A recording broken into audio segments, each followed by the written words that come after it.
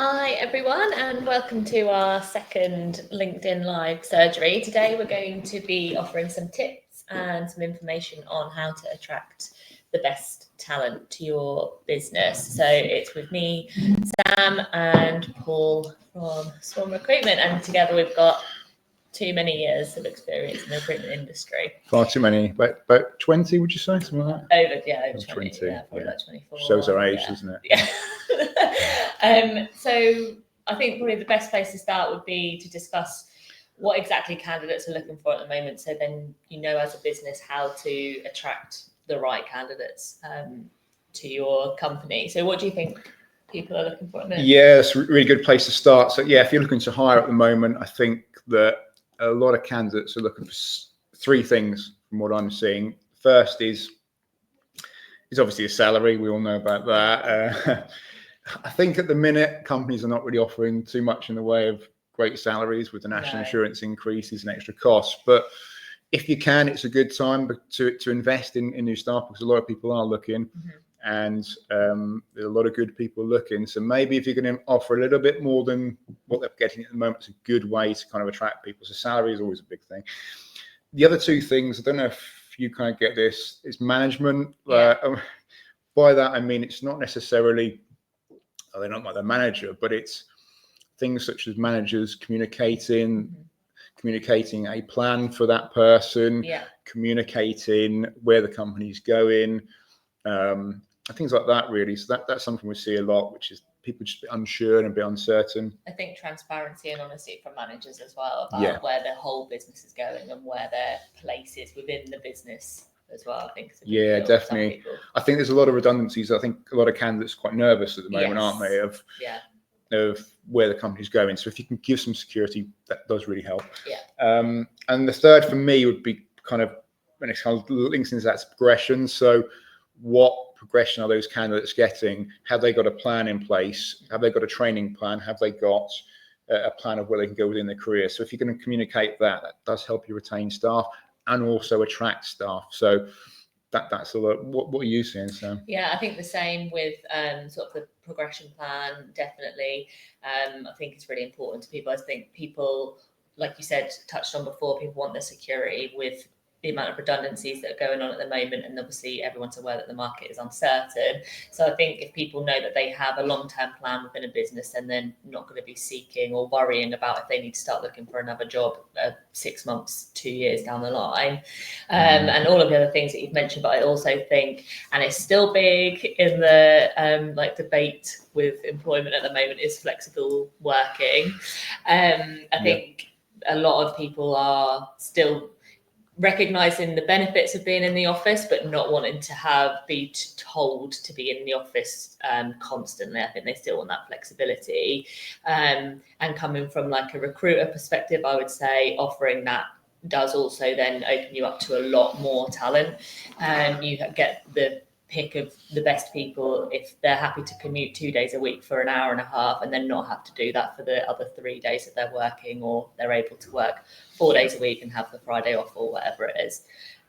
So yeah, I think they're the main things really. Yeah, really good point. And that doesn't necessarily mean flexibility in terms of they can't come in the office. Yes. Because some people like that, don't they? Yeah, they like to be around people and they like to learn from people. Yeah. And you might need that with a new starter. You might need them to be in the office, to be learning from people that are around experienced people, but that flexibility is offering everything, isn't it? That's the difference. I think making it bespoke to each person, noticing that not everybody is the same and they want the same thing from you in terms of like working patterns. Obviously it's not manageable. Some shifts you need to shift work and things like that, and I think, like you said before, there's lots of talent around at the moment, so it does also offer the opportunity for businesses to create sort of a longer pipeline, sort of a wider plan for a full year of recruitment, or what roles they think that they might need to fill. So kind of, would you mind explaining what a pipeline is and then how you can create that as a business? Yeah.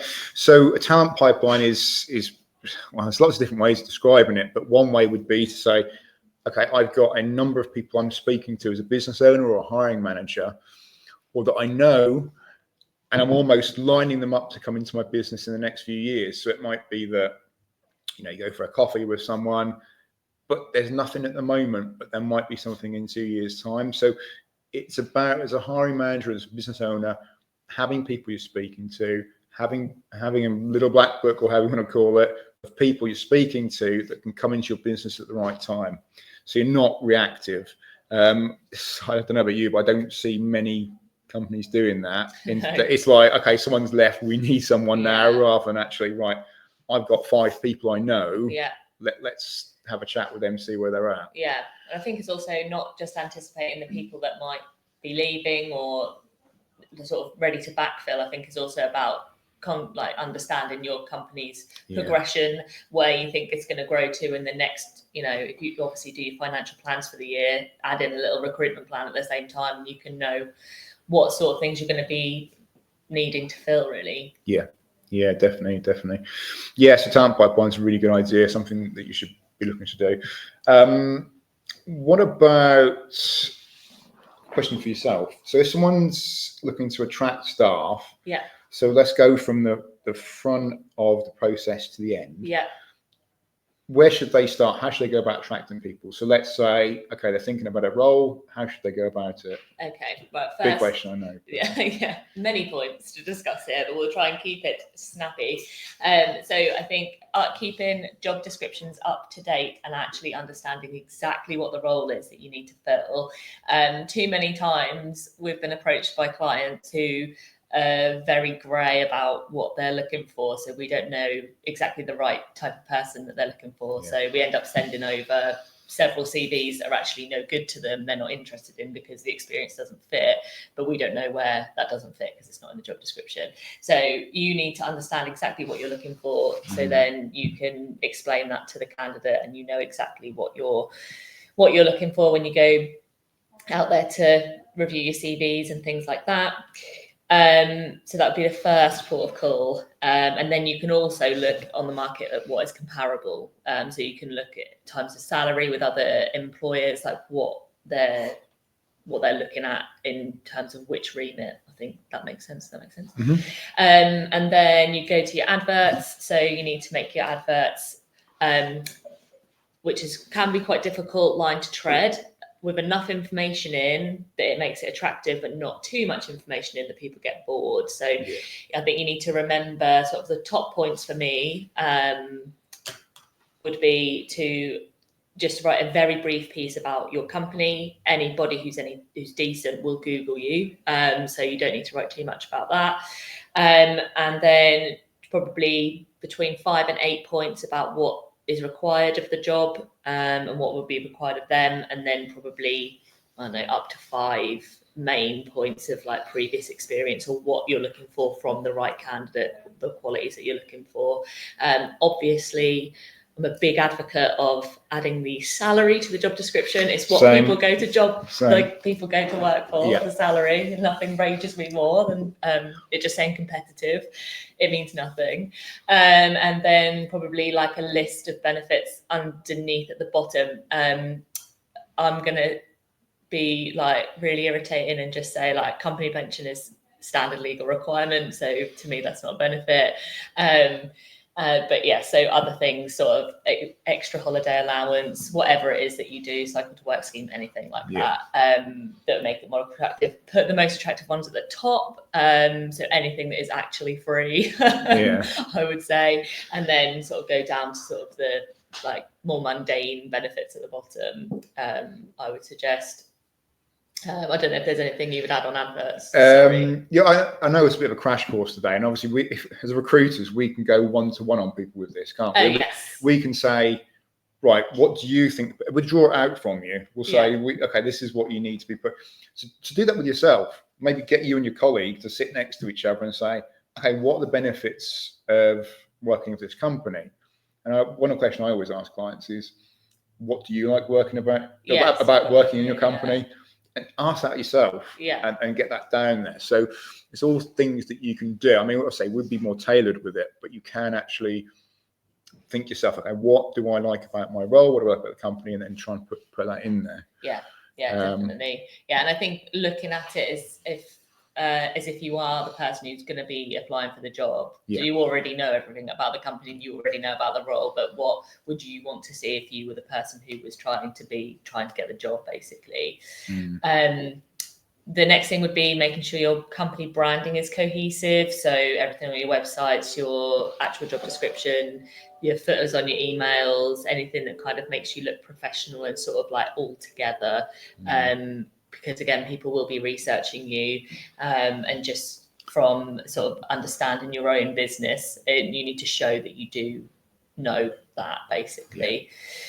Do you like a company career page?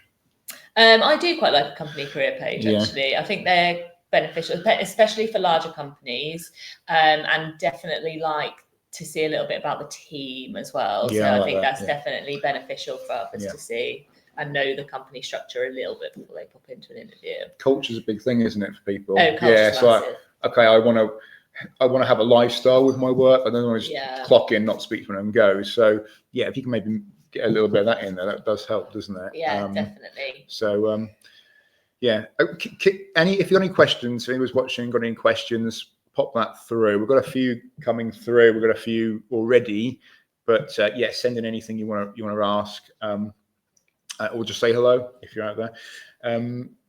What about things like, you say we're looking at the process? How should they communicate their company and their role throughout that interview process? So I would say definitely allow sort of like a two-way communication pathway with the candidate, because remember, it is an interview for them, like you, as much as you have them. Don't take it as read that they definitely want to work for you, because they might have 10 other interviews. So you need to present yourself in as good a way as they are expected to present themselves to you, and allow them to ask questions and not be offended by any questions that they might ask, because you don't know what their previous experience would have been with their company culture, for example, because it's a big reason people leave. They're treated like a number, or they're just overlooked, or what it could be millions of different reasons really is why they didn't like the company culture of where they were. I think another good way is not only to communicate the company culture, but also to make an interview a little bit more interesting, is to actually show people around the offices while people are working in there, allowing them to ask questions of other people. That might be a second interview sort of thing, or if you're doing a group interview, an excellent way to kind of get the group to walk around, get a feel for the business, get a feel for the staff, and sort of like Paul already said about the adverts, make sure you communicate to the candidate why you like working there. Like, what is it about the culture that you like, know? And we're talking culture, not just going out on Thursday night for drinks or that sort of thing. It's got a culture, isn't it? I suppose it depends on where you live. Culture you like or not? It is, I've got to say. I don't mind a drink, but I would say definitely much more about how people are treated day to day and how they're considered. And also probably demonstrate ways in which you've accommodated other people, potentially, obviously keeping things confidential, but could be for lots of different things, but just being flexible with lots of stuff. So what you're saying there, I know when I had a member of staff join us, that that person came in and met you guys, and then they met the team, you met them. Actually, I mean, it's hard because you don't get a full feel for somebody, but everyone feels like they're kind of getting the insight into what's going on. So it could be quite nice, can't it? Yeah, it is nice. It depends on the size of the business. It depends on the role. I mean, you may not want really sort of trainees, sort of interviewing people, of course, but take a view on that really. But that's just some ideas to kind of get you started. But we go through this individually with people, don't we? If they use us, and so we have got a couple of questions actually, so we'll whiz through those quickly. So Suzanne says, and I'll pitch this to you, I haven't even read it yet, but I'm sure it's fine. It feels like it's going to be expensive to use a recruitment agency to help in this. And in current economic climate, opening accounts, what are your thoughts? I would say I understand where people come from with this, particularly smaller businesses. It can seem like a big outlay, but like if you don't want to spend money on it, that's absolutely your decision. And you can use the free services that we're providing, like this LinkedIn Live at the moment. We have tips on our website. Other recruiters will do the same thing. People's LinkedIns will just have like snippets of information that you can kind of get help with. But what I would say is time is money. So your time as, for example, a director of a business, how many hours you would spend doing something, it would take us half the time and probably cost you a lot less to do that job. Like filtering through CVs, we're much more experienced at that. We can make sure your adverts are tailored to be the most successful that they can be on the first attempt, so you're not having to put an advert out twice, you're not getting the right person. We increase your chances of hiring the right person the first time holistically, so you won't have to go through the rigmarole of somebody leaving within 6 weeks because the job's not what they thought, or they're not what you thought they were going to be. There's lots of variables that we can help you with that, and also we have things like rebate periods, and like all agencies should have as well. So there's like a level of guarantee there, so if that did happen, would we place someone, you wouldn't be spending any extra money on it. I think I just feel like this is now just a sales pitch, but there's lots of reasons why it wouldn't, even though it seems like an outlay, it actually in the long run is cheaper for you, or just as expensive but with actual experience. Yeah, hopefully it's value, isn't it? Yeah, value. It's like you a little bit in, you get more out. Yeah. I mean, people can do this themselves, but we've got lots of tech now, haven't we? Like AI and lots of tech which we can find people with. And you can do that yourself. So it's not something you have to use us, but there is a lot of ways you can make it easier for yourself. Yeah. And I've actually, and I know I mentioned this to you, I've actually got a stat for you, and I know you like a stat. I think the average UK wage is just over £30,000 a year. Yeah. And in the first year of employing somebody, it costs, on average, £63,000. Yeah.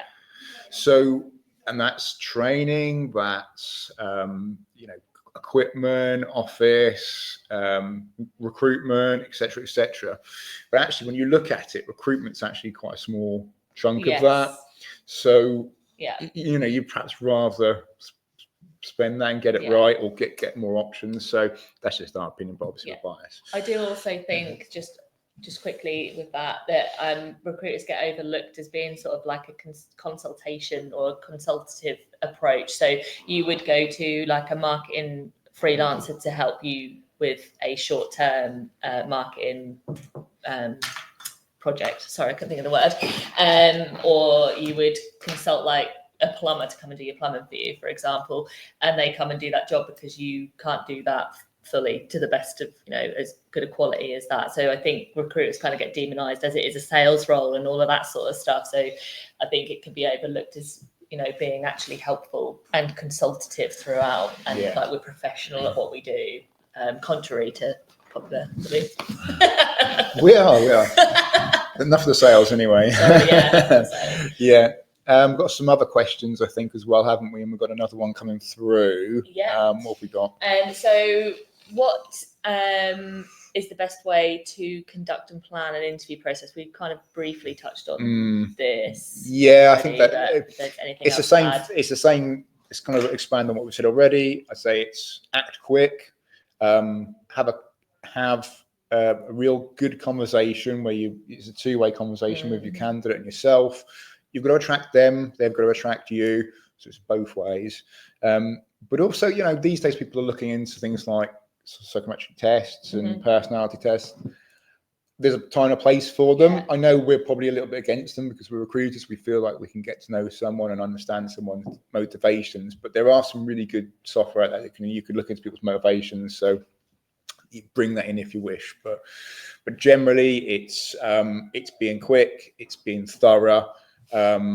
And making it a two-way conversation, I would say. Yeah, and not making it too long. So don't have like a 4-stage interview process. No more than 3 maximum, I would say. And that's if you're doing like an aptitude test or some sort of presentation as part of your interview process. I would say 3. 2 interviews should be more than enough for you to get the information that you need.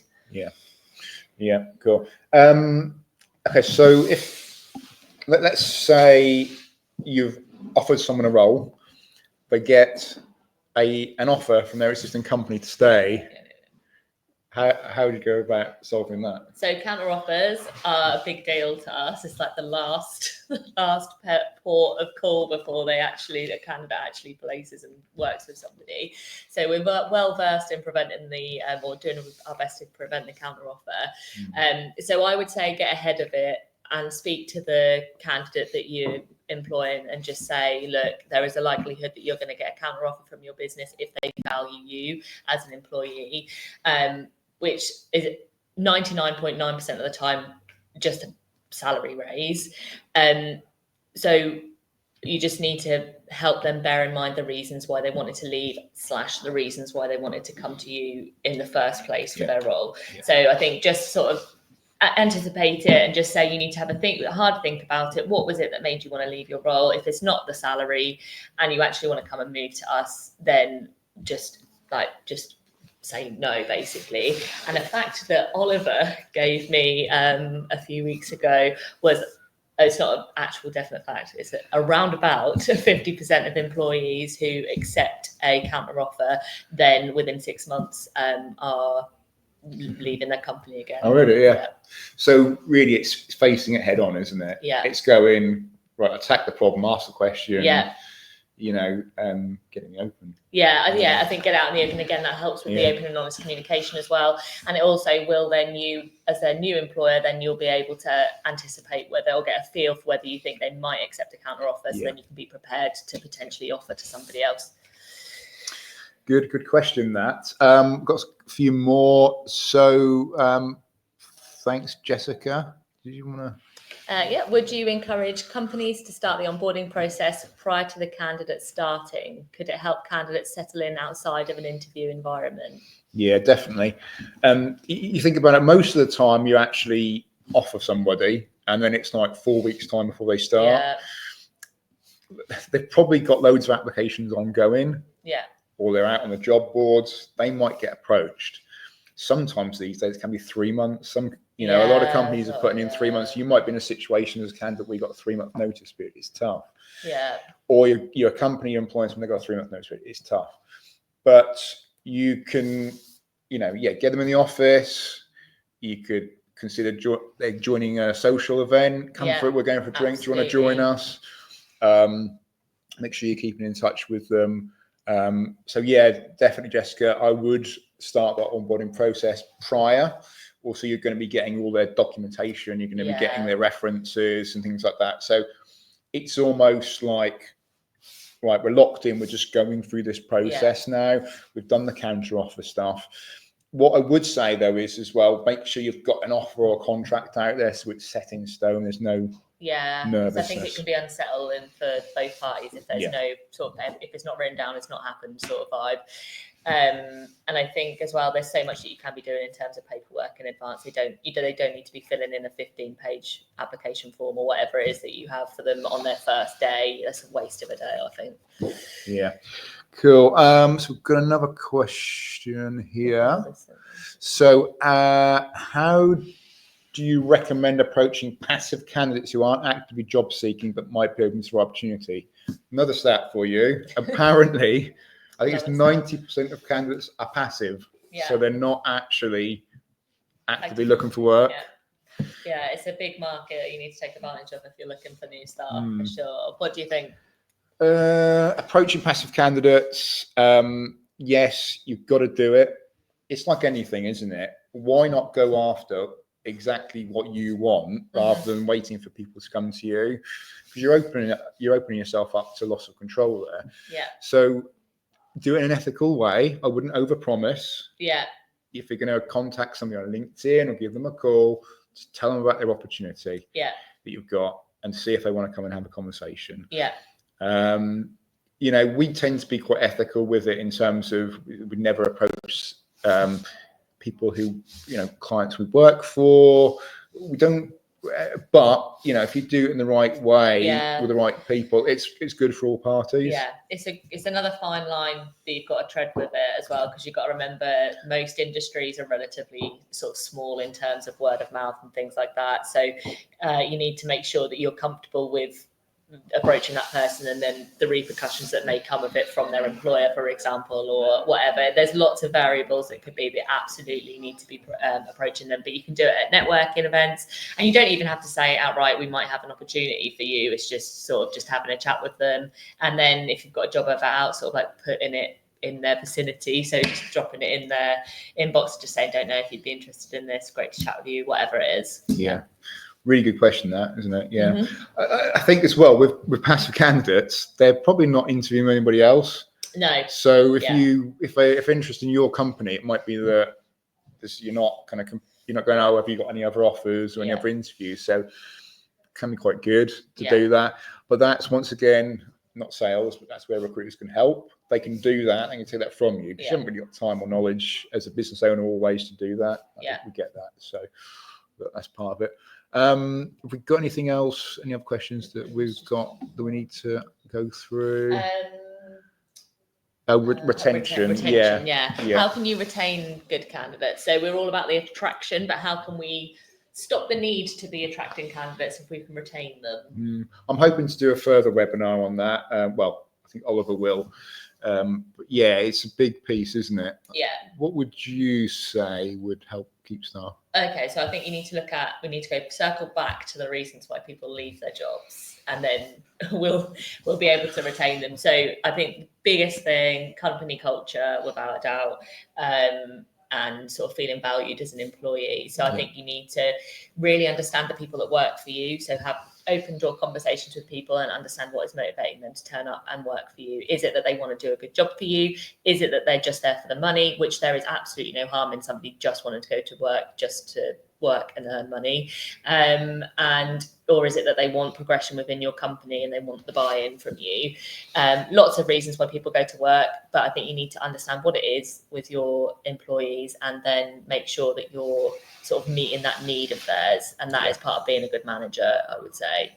What about you? What do you think? Yeah, no, you're right. It's aligning what they want with what the company wants and try and get as close as you can. Obviously, it has to serve both parties. It still has to work for you as a business, but I think, again, open and honest conversations. We can't provide that for you right now, but in 6 months things might be looking a bit different. And then if they leave because you can't offer them what they want, then it's best for both of you, isn't it? Because you know where you stand. And if you treat them right, they might return if there's the right opportunity that comes along.